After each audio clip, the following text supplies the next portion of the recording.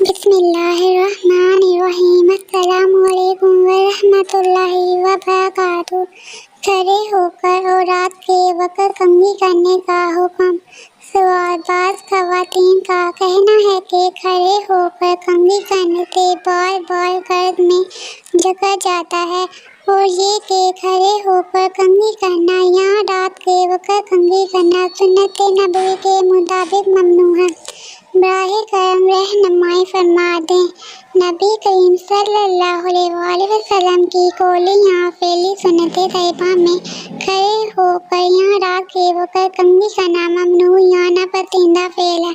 یہ مذکورہ بالا بات محض ایک کہاوت ہے یا یہ کہ کسی بزرگ کا قول وغیرہ ہے؟ جواب: احادیث مبارکہ میں بالوں میں کنگھی کرنے سے متعلق جو بات ملتی ہے وہ یہ ہے کہ رسول اللہ صلی اللہ علیہ وآلہ وسلم کنگھی فرمانے میں دائیں جانب سے شروع کرنے کو پسند فرماتے تھے۔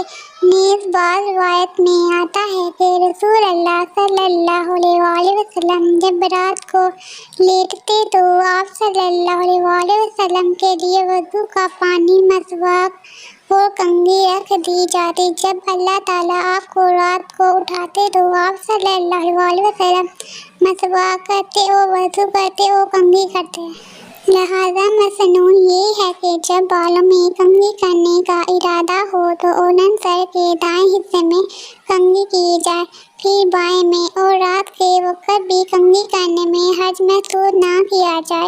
اس کے علاوہ باقی باتیں کہ کھڑے ہو کر کنگھی کرنے سے بار بار گرد میں جکڑ جاتا ہے یا رات کے وقت کنگھی کرنا سنت نبوی کے مطابق ممنوع ہے، اور اس جیسی دیگر باتیں بے اثر ہیں۔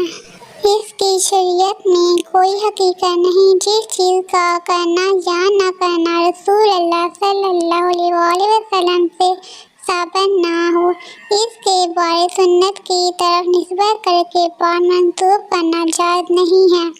اور یہاں تو روایت میں رات کے وقت کنگھی کرنے کا ذکر موجود ہے، لہذا رات کے وقت کنگھی کی ممانعت سمجھنا بھی غلط ہے، اور اسے سنت نبوی کی نسبت سے بیان کرنا مستقل طور پر غلطی